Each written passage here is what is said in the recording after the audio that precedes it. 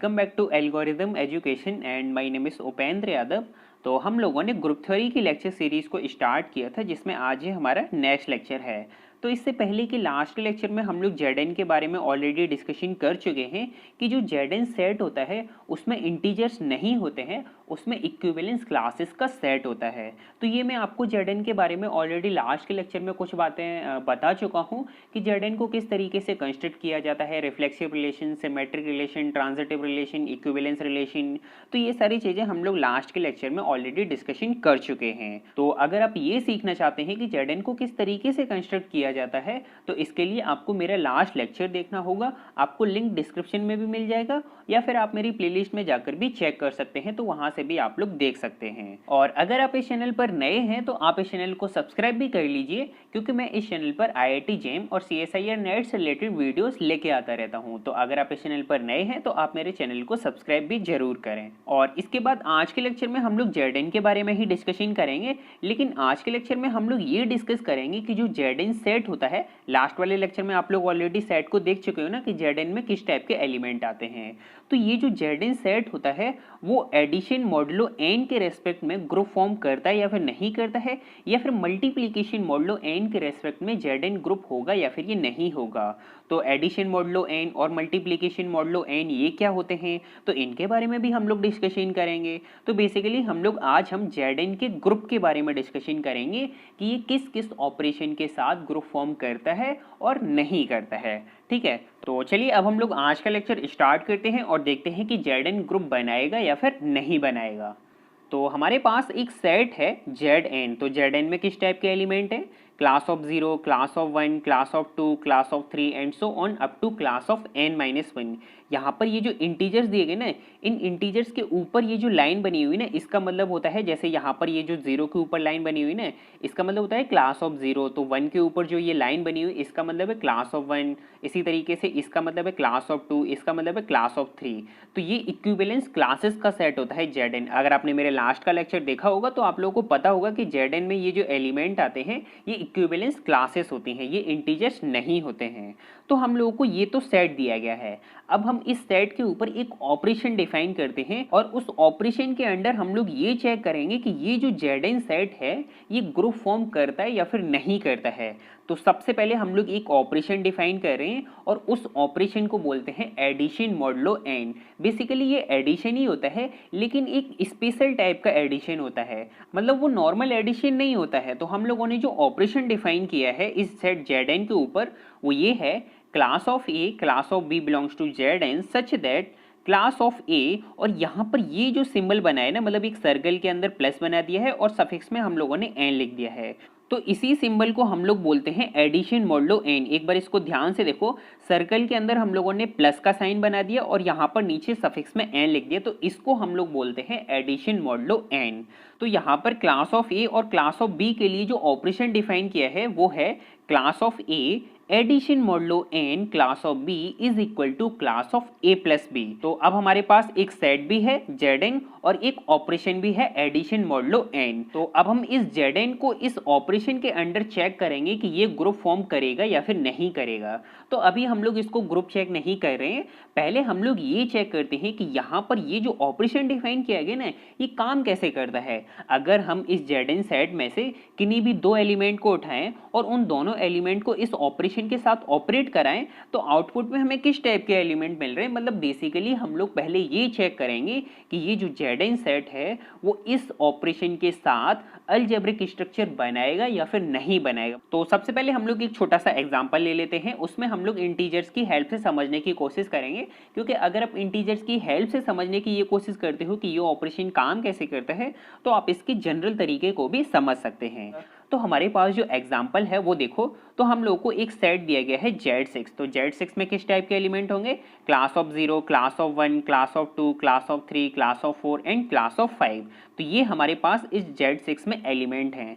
अब हम लोग क्या करेंगे, इस Z6 में से किन्हीं भी दो एलिमेंट को उठाएंगे और उन दोनों एलिमेंट को इस एडिशन मॉडुलो n के रेस्पेक्ट में हम लोग उनको ऑपरेट कराएंगे, और ऑपरेट कराने के बाद ये देखेंगे कि एलिमेंट किस टाइप के मिल रहे हैं, और वो जो एलिमेंट मिल रहे हैं वो इस Z6 में बिलोंग कर रहे हैं या फिर नहीं कर रहे हैं। मतलब ये जो Z6 है वो एडिशन मॉडुलो 6 के रेस्पेक्ट में अलजेब्रिक स्ट्रक्चर है या फिर ये नहीं है। ठीक है, तो हम लोग इस Z6 से दो एलिमेंट को उठा लेते हैं। तो मान लीजिए हम लोगों ने एक उठा लिए क्लास ऑफ 1 और दूसरा हम लोगों ने ले लिए क्लास ऑफ 2, और जब हम इन दोनों को क्लास ऑफ 1 और क्लास ऑफ 2 को एडिशन मॉडुलो 6 के अंडर हम लोग इनको ऑपरेट कराएंगे, तो ऑपरेट कराने के बाद हमें आउटपुट क्या मिलेगा। यहाँ पर ये देखो हम लोग को ऑपरेशन दिया गया है, तो ये ऑपरेशन आप लोग को ध्यान रखना है कि class of A addition modulo N class of B is equal to class of A plus B. तो इसी ऑपरेशन के अकॉर्डिंग अगर आप इनको ऑपरेट कराओगे तो class of 1 addition modulo 6 class of 2 is equal to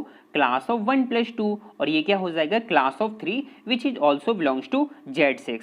तो यहाँ पर तो जब हम लोगों ने क्लास ऑफ 1 और क्लास ऑफ 2 को एडिशन मॉडुलो 6 के अंडर जब हम लोगों ने ऑपरेट कराया, तो ऑपरेट कराने के बाद जो आउटपुट मिला वो तो Z6 में बिलोंग कर रहे हैं। ठीक है, अब लेकिन अगर ये अलजेब्रिक स्ट्रक्चर है तो फिर चाहे हम कोई से भी दो एलिमेंट उठा लें उनका आउटपुट भी उसी सेट में मिलना चाहिए। तो ठीक है, हम लोग फिर दूसरे एलिमेंट भी उठा के देख लेते हैं। तो अब की बार हम लोगों ने ले लिया क्लास ऑफ 2 और क्लास ऑफ 3। जब इनको हम लोग एडिशन मॉडुलो 6 के अंडर हमने ऑपरेट कराया तो ये क्या आया क्लास ऑफ 2 प्लस 3, मतलब क्लास ऑफ 5, और क्लास ऑफ 5 भी Z6 में बिलोंग कर रहा है। तो ठीक है, ये भी बिलोंग कर गया। अब नेक्स्ट देखो class of 3 addition modulo 6 class of 4, तो जब आप इसको सॉल्व करोगे इस ऑपरेशन के अंडर तो ये हो जाएगा क्लास ऑफ 3 प्लस 4। 3 प्लस 4 कितना होता है 7 होता है ना, तो यहाँ पर आ गया क्लास ऑफ 7।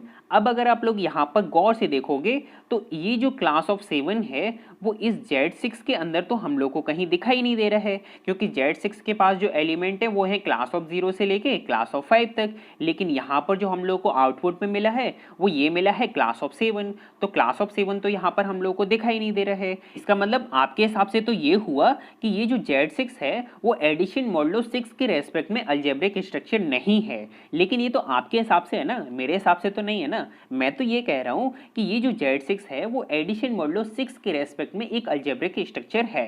तो अब ये देखो कि ये अलजेब्रिक स्ट्रक्चर कैसे होगा। तो यहाँ पर ये जो हम लोग को क्लास ऑफ 7 दिया गया है ये एक्चुअली में क्लास ऑफ 1 ही है। मतलब अगर आप इस Z6 के लिए क्लास ऑफ 7 के एलिमेंट निकालोगे और अगर आप क्लास ऑफ 1 के भी एलिमेंट निकालोगे तो जो एलिमेंट क्लास ऑफ 7 में आएंगे वही बिल्कुल सेम एलिमेंट क्लास ऑफ 1 में भी एग्जिस्ट करेंगे। तो इसका मतलब क्या हुआ कि जो क्लास ऑफ 7 है वही क्लास ऑफ 1 है। तो चाहे आप लोग क्लास ऑफ 7 लिख दीजिए चाहे आप लोग क्लास ऑफ 1 लिख दीजिए, इस सेट में कोई फर्क तो नहीं पड़ेगा। लेकिन दो बार तो नहीं लिख सकते ना, क्योंकि सेट में रिपीटेशन अलाउ नहीं होता है। मतलब किसी भी एलिमेंट को सेम एलिमेंट को आप लोग केवल एक ही बार लिख सकते हो। तो क्लास ऑफ 7 को हम लोग क्लास ऑफ 1 भी लिख सकते हैं। तो क्लास ऑफ 1 तो इस Z6 में बिलोंग कर रहे हैं। अब आप लोग यहाँ पर ये समझने की कोशिश करो कि ये जो क्लास ऑफ 7 है वो क्लास ऑफ 1 के बराबर कैसे होगी। वैसे तो मैं आप लोगों को लास्ट वाले लेक्चर में थोड़ा सा आइडिया दे चुका हूँ, तो वहां से भी आप लोग समझ सकते हो, लेकिन वहां पर मैंने आप लोग को इंटीजर्स के साथ तो नहीं बताया था, सिंबल्स के साथ बताया था। तो हो सकता है कि शायद आप लोग को वहां पर अच्छे से समझ नहीं आया, क्योंकि बहुत सारे स्टूडेंट को ऐसी प्रॉब्लम होती है कि अगर उन्हें इंटीजर्स की जगह अगर सिंबल्स को रिप्लेस कर दिया जाए ना तो फिर उनका दिमाग काम करना बंद कर देता है। तो हो सकता है कि आप लोगों को लास्ट वाले लेक्चर में अच्छे से समझ नहीं आया हो, तब भी आप लोगों को कोई परेशान होने की जरूरत नहीं है, मैं आप लोगों को यहाँ पर फिर से समझाता हूँ। तो देखो ये जो क्लास ऑफ 7 है वो क्लास ऑफ 1 के बराबर कैसे होगी। लास्ट वाले लेक्चर में मैंने आप लोगों को ये बताया था कि अगर हम कोई एक आर्बिट्री इंटीजर a चूज करते हैं तो इस a को हम लोग by division algorithm a is equal to N Q plus R, where r is running from 0 to n, मतलब स्ट्रिक्टली लेस देन n होगा, लेकिन r की वैल्यू 0 भी हो सकती है। तो ये मैं आप लोग को लास्ट वाले लेक्चर में ऑलरेडी बता चुका हूँ। मतलब a को हम लोग इस तरीके से भी लिख सकते हैं। देन इसके बाद जब हम लोगों ने इसको थोड़ा सॉल्व किया था तो सॉल्व करने के बाद हमारे पास ये आ गया था कि class of a is equal to class of r। अब अगर आप लोग को ये समझना है तो इसके लिए आप लोग को लास्ट वाला लेक्चर देखना होगा। तो अगर आप लोग को ये समझ नहीं आया कि ये कैसे आया तो इसके लिए आप मेरे लास्ट वाले लेक्चर को देखिए। तो हम लोग के पास ये आ गया था class of a is equal to class of r। तो इसका मतलब ये हुआ कि अगर आप किसी इंटीजर a को इस फॉर्म में लिखते हो तो जो एलिमेंट क्लास ऑफ a में आएंगे वही same element class of r में आएंगे। और किसी भी इंटीजर a को आप लोग इस फॉर्म में तो इजीली लिख सकते हो, कोई दिक्कत तो नहीं होनी चाहिए।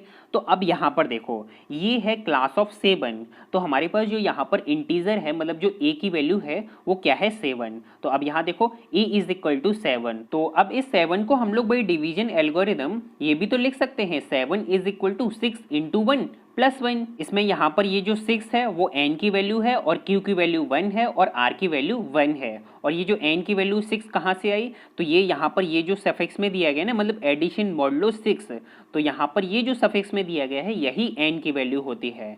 तो n की वैल्यू 6, q की वैल्यू 1 और r की वैल्यू 1, तो 7 को हम लोगों ने बाई डिवीजन एल्गोरिदम ये लिख दिया। अब यहाँ से मैं ये भी कंक्लूड कर सकता हूँ कि जो एलिमेंट क्लास ऑफ 7 में आ रहे हैं वही सेम एलिमेंट क्लास ऑफ 1 में भी आ रहे हैं। इसका मतलब class of 7 is equal to class of 1, तो वही तो मैंने यहाँ पर लिखा था कि class of 7 is equal to class of 1 which is also belongs to Z6। तो जब हम लोगों ने क्लास ऑफ 3 और क्लास ऑफ 4 को एडिशन मॉडुलो 6 के रेस्पेक्ट में जब ऑपरेट कराया, तो ऑपरेट कराने के बाद हम लोग को आउटपुट में क्लास ऑफ 1 मिला और जो कि Z6 में बिलोंग कर रहा है।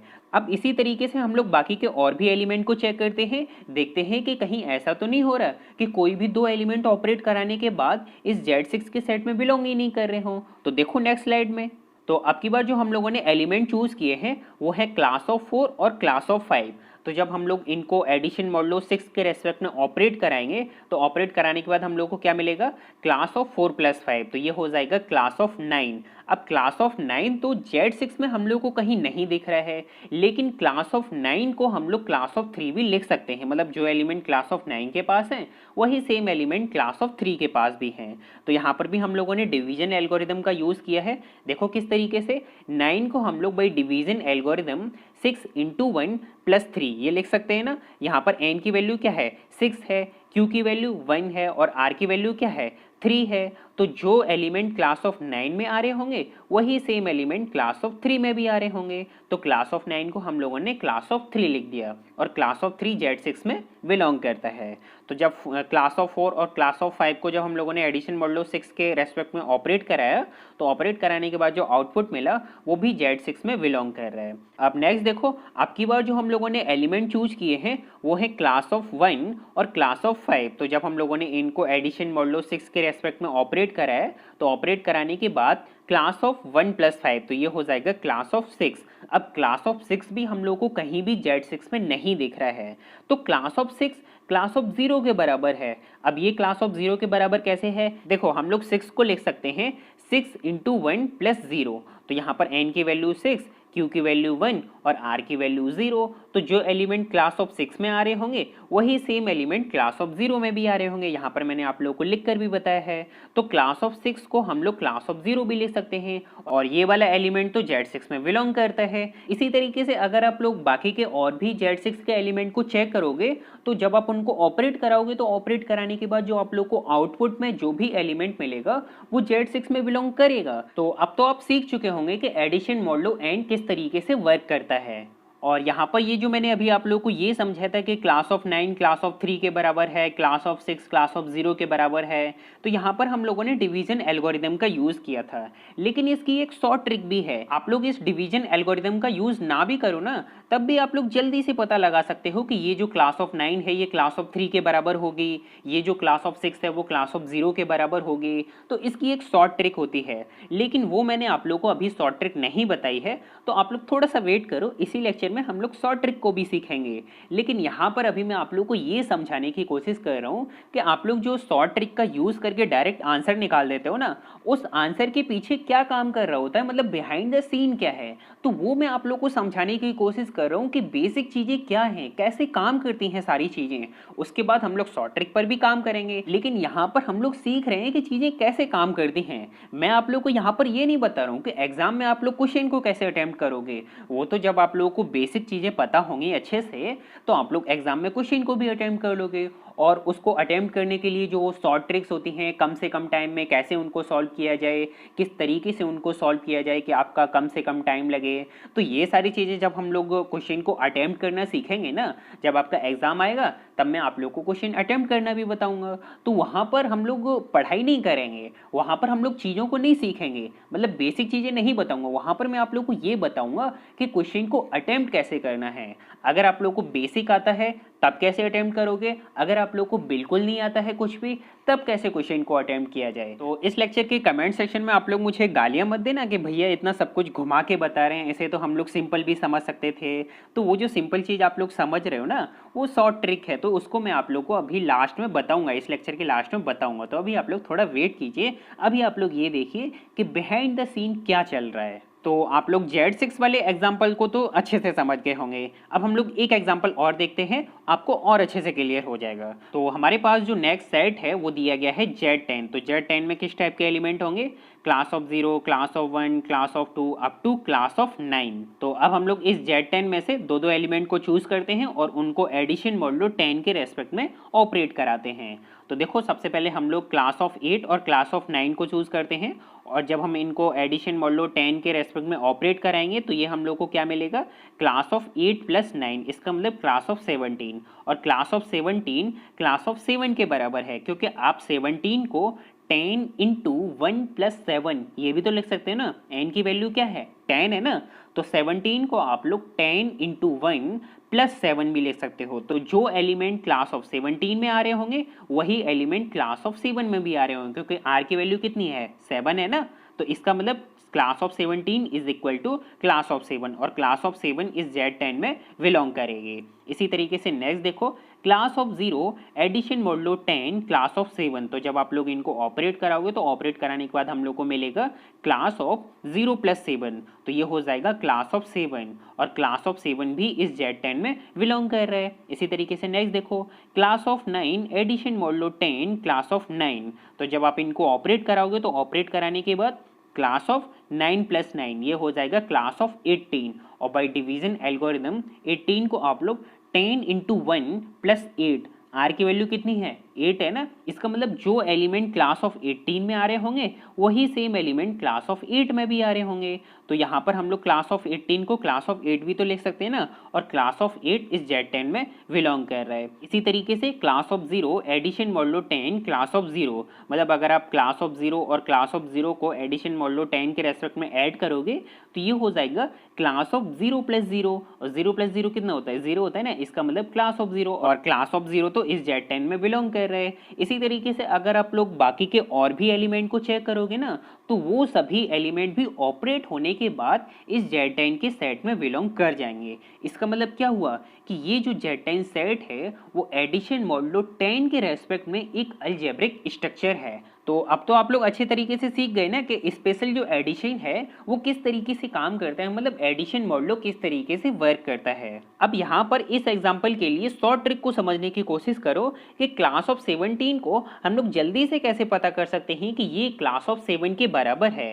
वैसे इसके पीछे क्या लॉजिक काम कर रहा है ये मैं आप लोग को अभी बता चुका हूँ कि 17 को हम लोग बाय डिवीजन एल्गोरिदम ये लिख सकते हैं 10 इंटू 1 प्लस 7।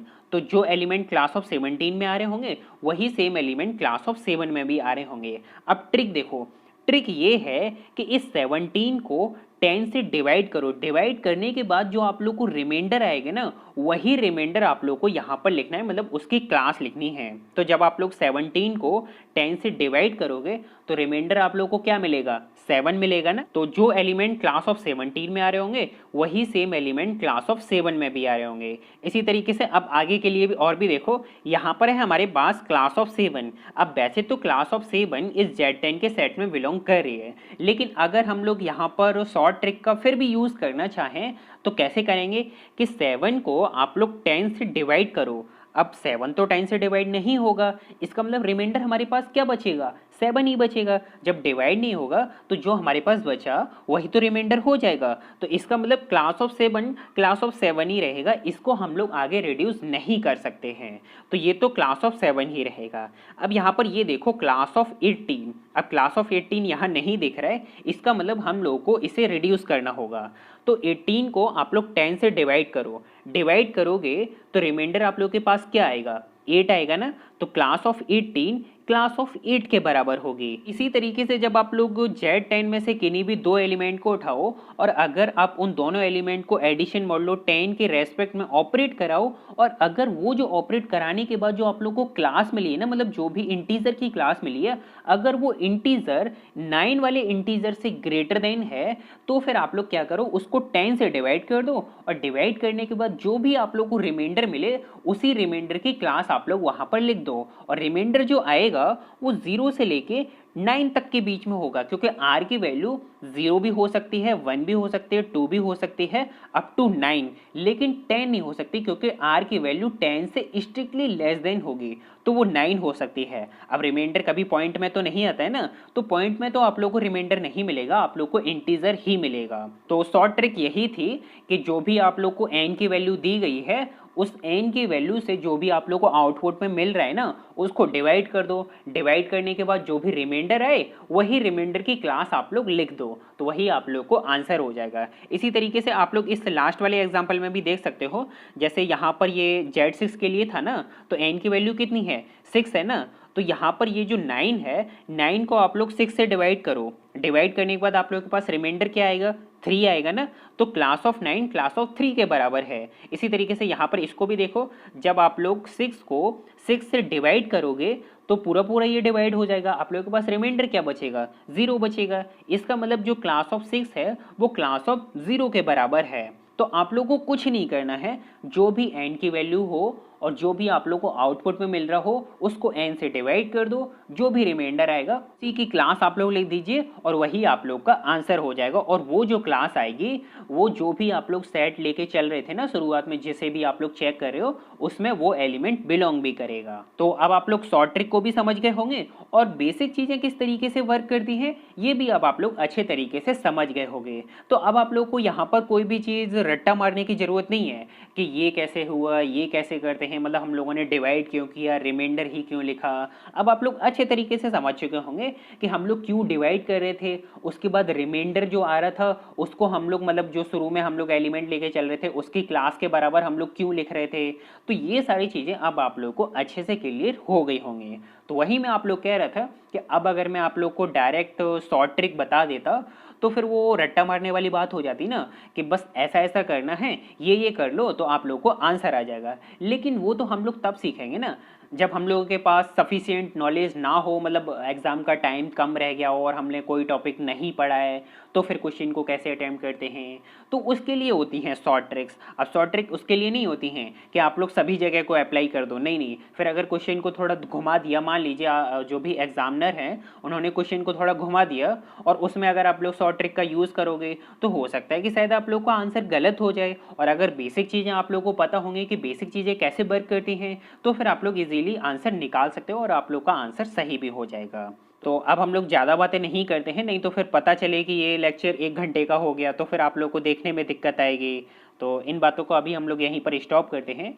तो अभी तक तो हम लोग इंटीजर्स के साथ काम कर रहे थे, मतलब हम लोगों ने कुछ एग्जाम्पल को कंसिडर किया था और इंटीजर्स के साथ काम किया था। लेकिन अब अगर हम जनरल तरीके को फॉलो करना चाहें कि जनरल चीज़ें किस तरीके से वर्क कर रही हैं तो वो कैसे वर्क करती हैं, अब हम लोग वो देखेंगे। मतलब अब हम लोग सिंबल्स के साथ काम करेंगे, इंटीजर्स के साथ काम नहीं करेंगे। और आप लोगों को सिंबल्स के साथ काम करने से डरना नहीं चाहिए, वो बहुत सिंपल होती है, बस आप लोग को वहां पर थोड़ा सा दिमाग लगाना पड़ता है, बाकी उसमें कुछ नहीं करना होता है। अब बहुत सारे स्टूडेंट तो ऐसे होते हैं कि उनको सारी चीजें समझ तो आती हैं, लेकिन अगर वहीं ये बोल दो ना कि इसका जनरल तरीका क्या होगा, मतलब हमें जनरल प्रूफ करके दिखाइए, तो फिर वो उसमें अटक जाते हैं क्योंकि आपको सिंबल्स के साथ काम करने में डर लगता है। तो ऐसा नहीं होना चाहिए, जब आप लोग धीरे धीरे प्रैक्टिस करोगे ना तो वो सारी चीजें भी आप लोग सीख जाओगे। तो अभी हम लोग यहाँ पर देखते हैं कि अगर हम Zn के साथ सिंबल्स के साथ काम करें तो कैसे चीजें वर्क कर रही हैं, तो वो देखो।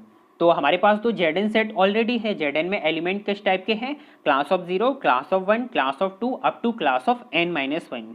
तो अगर हम इस Zn के सेट में से कोई भी दो एलिमेंट को चूज कर लें, for example class of n-1 और क्लास ऑफ n-2, तो अगर हम इन दोनों एलिमेंट को एडिशन मॉडुलो n के रेस्पेक्ट में ऑपरेट कराएं तो ऑपरेट कराने के बाद हम लोग को देखो क्या मिलेगा, class of n-1 plus N minus two, तो ये हो जाएगा क्लास ऑफ 2n-3।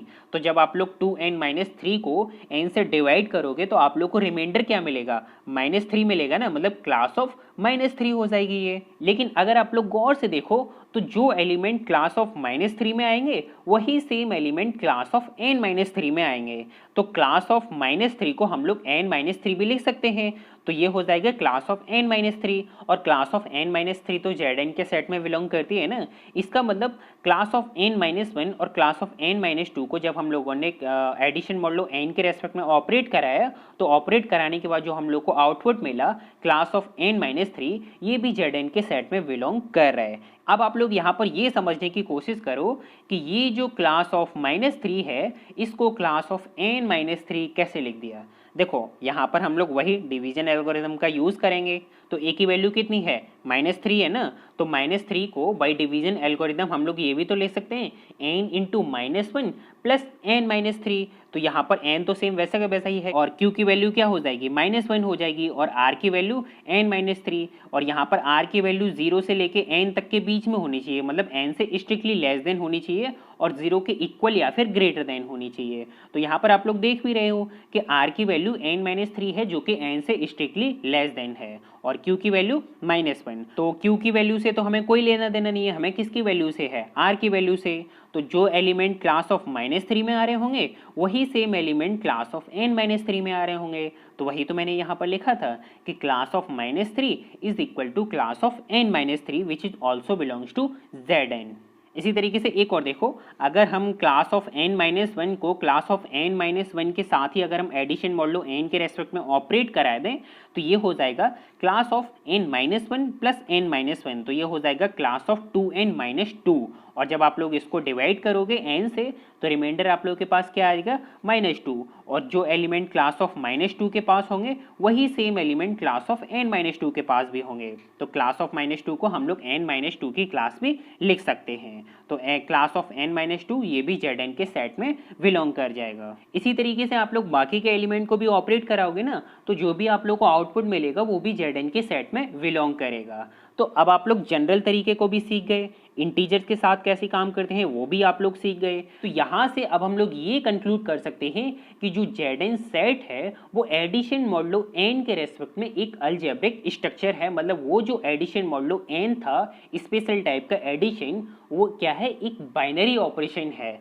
और जब वो बाइनरी ऑपरेशन हो जाता है और एक सेट के ऊपर डिफाइन कर दिया जाए तो क्या हो जाते हैं, सेट उस ऑपरेशन के अंडर एक अलजेब्रिक स्ट्रक्चर बना लेता है। तो Zn एडिशन मॉडलो n के रेस्पेक्ट में एक अलजेब्रिक स्ट्रक्चर है। तो अभी तो हम लोगों ने एडिशन मॉडलो n को डिस्कस किया था, इसी तरीके से एक और ऑपरेशन होता है मल्टीप्लिकेशन मॉडलो n। तो अब हम इसको भी डिस्कस करेंगे कि मल्टीप्लिकेशन मॉडलो n किस तरीके से वर्क करता है। तो जैसे अभी हम लोगों ने एडिशन को देखा था ना, बिल्कुल सेम उसी तरीके से हम लोग मल्टीप्लिकेशन मॉडलो n को भी डिस्कस करेंगे, लेकिन अब हम लोग थोड़ा जल्दी जल्दी से डिस्कस करेंगे क्योंकि जो चीज़ें समझाने वाली थी वो मैं आप लोगों को ऑलरेडी समझा चुका हूँ और मैंने समझाने के ऊपर बहुत ज़्यादा टाइम दिया है। तो आप लोगों को सारी चीज़ें अब अच्छे से क्लियर हो जानी चाहिए, कोई भी डाउट नहीं रहना चाहिए, क्योंकि मैं भी एक स्टूडेंट हूँ, मुझे ऑलरेडी पता रहता है कि आप लोग को कहाँ डाउट होगा और कहाँ डाउट नहीं होगा। तो मैं आप लोग को सारी चीज़ें पहले से ही बता के चल रहा हूँ, तो आप लोग को डाउट तो होना ही नहीं चाहिए। तो हम लोग एडिशन मॉडलो n को तो डिस्कस कर चुके, अब हम लोग देखते हैं मल्टीप्लिकेशन मॉडलो n कैसे वर्क करता है।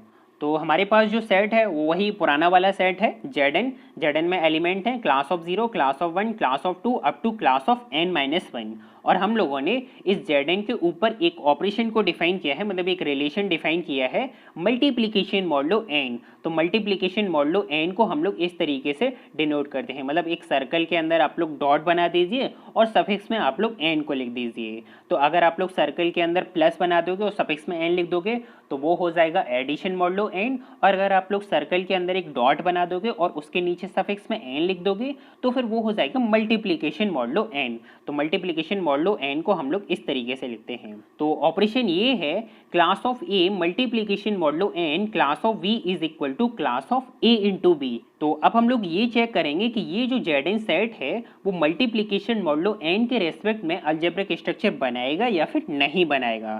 तो बेसिकली हम लोग यही सीखेंगे कि मल्टीप्लिकेशन मॉडलो n किस तरीके से वर्क करता है।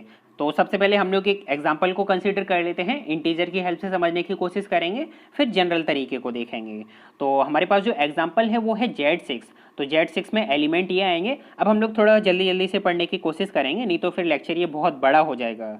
तो अब अगर हम इस Z6 में से किन्हीं भी दो एलिमेंट को चूज़ करें तो हम लोग चूज़ कर लेते हैं क्लास ऑफ 0 और क्लास ऑफ 1। तो जब इनको ऑपरेट कराएंगे मल्टीप्लिकेशन मॉडलो 6 के रेस्पेक्ट में, तो ये हो जाएगा क्लास ऑफ 0 इंटू 1। तो ये हो जाएगा class of 0 which is also belongs to Z6। तो इसमें तो कोई दिक्कत नहीं है, क्योंकि हम लोगों ने जब क्लास ऑफ 0 और क्लास ऑफ 1 को ऑपरेट कराया मल्टीप्लिकेशन मॉडलो 6 के रेस्पेक्ट में, तो जो आउटपुट में हम लोग को मिला वो Z6 में बिलोंग कर रहा है। इसी तरीके से नेक्स्ट देखो, class of 4 multiplication modulo 6 class of 5 is equal to class of 4 into 5। तो ये हो जाएगा क्लास ऑफ 20। अब क्लास ऑफ 20 तो हम लोग को यहाँ पर नहीं दिख रहा है, तो यहाँ पर भी आप लोग को सेम वही काम करना है जो लास्ट वाले लेक्चर में किया था। आप लोग क्या करोगे, 20 को आप लोग बाई डिवीजन एल्गोरिथम ये भी तो लिख सकते हो, 20 is equal to 6 into 3 plus 2। तो जो एलिमेंट क्लास ऑफ 20 में आ रहे होंगे वही सेम एलिमेंट क्लास ऑफ 2 में भी आ रहे होंगे। तो क्लास ऑफ 20 को आप लोग क्लास ऑफ 2 भी ले सकते हो, और क्लास ऑफ 2 Z6 में बिलोंग कर रही है। और यहाँ पर अगर आप लोग शॉर्ट ट्रिक को भी अप्लाई करोगे तो उससे भी आप लोग देख सकते हो कि आप लोग क्या करो, 20 को 6 से डिवाइड करो, डिवाइड करने के बाद जो भी आप लोग को रिमाइंडर मिले ना वही आप लोग यहाँ पर लिख दीजिए। तो जब आप लोग 20 को 6 से डिवाइड करोगे तो 6 इंटू 3 18 हो जाएगा, तो आप लोगों के पास रिमाइंडर क्या आएगा, 2 बचेगा ना। तो इसका मतलब क्लास ऑफ 20 क्लास ऑफ 2 के बराबर है, और क्लास ऑफ 2 Z6 में बिलोंग कर रही है। इसी तरीके से नेक्स्ट देखो, class of 5 multiplication modulo 6 class of 5 ये हो जाएगा क्लास ऑफ 25। अब यहाँ पर भी शॉर्ट ट्रिक को अप्लाई करो। तो 25 को जब आप लोग 6 से डिवाइड करोगे तो डिवाइड करने के बाद आप लोग को रिमाइंडर क्या मिलेगा, 1 मिलेगा ना।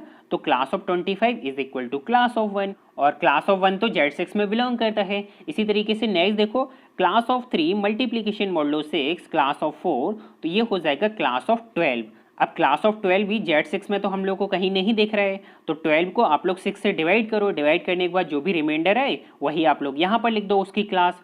तो जब आप लोग 12 को 6 से डिवाइड करोगे तो 6 इंटू 2 12 होता है, रिमाइंडर तो आप लोग के पास 0 आएगा।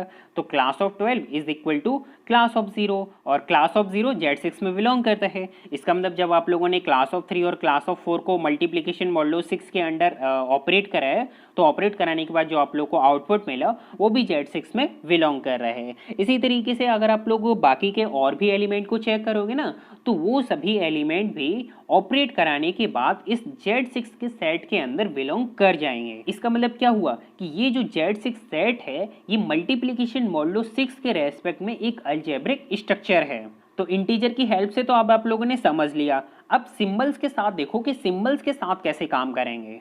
तो Zn सेट तो हमारे पास ऑलरेडी था, अब उस Zn सेट में से हम लोग किन्हीं भी दो एलिमेंट को चूज कर लें और उनको ऑपरेट कराएं, तो आउटपुट में हम लोग को क्या क्या मिल सकता है। तो फॉर एग्जांपल मान लीजिए हम लोगों ने Zn सेट में से क्लास ऑफ n-3 और क्लास ऑफ n-2 को चूज कर लिया और इनको ऑपरेट कराया मल्टीप्लिकेशन मॉडलो n के रेस्पेक्ट में, तो ये हो जाएगा class of n-3 into n-2।